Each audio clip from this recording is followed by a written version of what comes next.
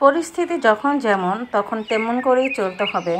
যেহেতু দেশ এখন উত্তাল, দেশের মানুষের মনের অবস্থা এখন ভালো নেই, বাজারের দরদামের অবস্থা খুবই খারাপ, সব জায়গায় কারফিউ, সেভাবেই কিন্তু আমাদের চলতে হবে। আসসালামু আলাইকুম, বন্ধুত্বের মিষ্টি বন্ধন থেকে আমি আফরিন ঢাকা থেকে বলছি।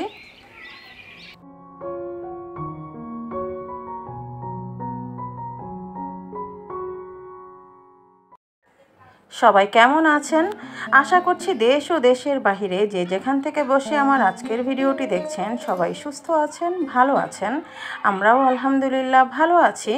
প্রতিদিনের মতো আরেকটি ডেইলি ব্লগ ভিডিও নিয়ে হাজির হয়ে গেলাম। সকালবেলা চায়ের পর্ব শেষ হয়ে গিয়েছে। আজকে চা ছিল না, আজকে ছিল কফি, আর কফিটা বানিয়েছে রামিসা। তো যেটা বলতেছিলাম যে পরিস্থিতি যখন যেমন তেমন করেই কিন্তু আমাদের চলতে হবে। যেহেতু এখন দেশের অবস্থা ভালো নেই, কারফিউ চলছে, আর বাহিরের অবস্থা খুবই খারাপ, খুবই খারাপ। মানুষের ভিতরে এখনও উত্তাল, আর মানুষের মনের অবস্থাও ভালো নেই। আর বাজারের অবস্থা কী বা বলবো, না বললেই নয়।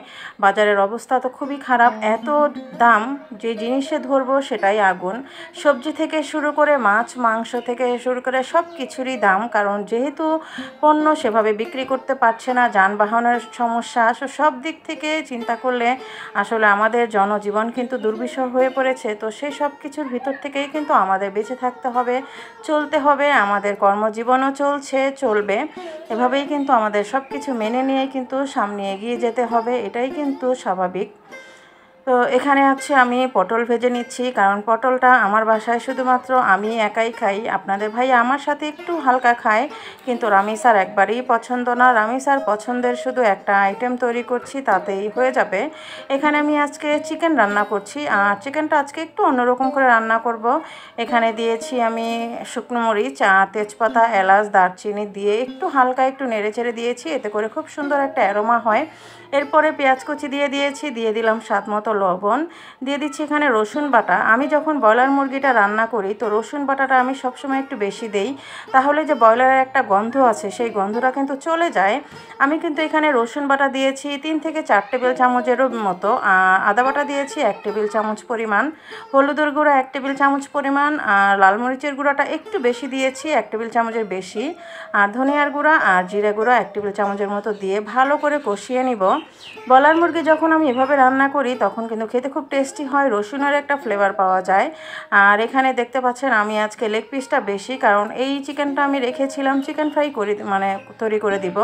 তো যেহেতু বাজারের অবস্থা খুবই সাংঘাতিক খারাপ, মানে মুরগির অনেক দাম, মুরগির ডিমের দাম, তো এই চিকেনটা আমার বাসায় ছিল, ওদের জন্য চিকেন ফ্রাই করে দিব সেটার জন্য। তো ভাবলাম যে এখন চিকেন ফ্রাই খাওয়ার কোনো দরকার নেই, সেটা দিয়েই আজকে রান্নাটা করে দিলে তো ওরা দুই ভাই বোন কিন্তু খাওয়া হয়ে যাবে। সেভাবেই কিন্তু চলতে হবে, যেহেতু এখন দাম, এখন না কিনলেই হয়। আর যেহেতু বাসায় আমার আছে সেটা দিয়ে চিকেনটা করে দিলাম। একটু আলু দিয়ে দিলাম যাতে করে আপনার ভাইয়া আলুটা ঝোলটা দিয়ে খেতে পারবে, কারণ সে তো ব্রয়লার চিকেনটা খায় না, আর আমি তো খাই সব কিছুই, আমার আর কোনো সমস্যা নেই। তো একটু ঝোল দিয়ে দিলাম, একটু আলু দিয়ে মুরগি দিয়ে ঝোল করলে দেখা যাবে রুটি করলে রুটি দিয়ে খাওয়া যাবে, আবার সাদা ভাতের সাথেও কিন্তু খাওয়া হয়ে যাবে। আর ওদিক থেকে তো আমার পটল ভাজি আছেই।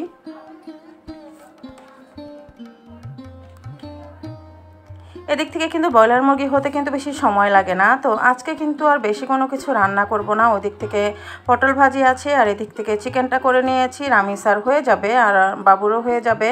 ওদের চিকেন হলে আর কিছু লাগে না। আর আপনাদের ভাইয়া এই টুকটাক করে খায় আর কি, সেভাবে আর কিছুই করলাম না, যেহেতু বাজারে সব কিছুই আগুন।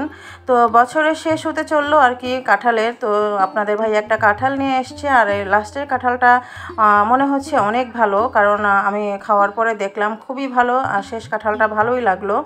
আমার কাছে একটু কচকচা কাঁঠাল হলেই বেশি ভালো লাগে। আর আগেও বলেছি কাঁঠাল রামিসা ভাঙে, রামিসাই খায়, ও কারো হাতে কাঁঠাল ভাঙা খায় না, এটা ছোট থেকেই করে ও, আর সেজন্যই ওকেই দিয়েছি, ও ভাঙছে। আর কাঁঠালটা বেশি ভালো লেগেছে বলে আমিও বসে পড়েছি ওর সাথে, কাঁঠালগুলো সব গুছাচ্ছি।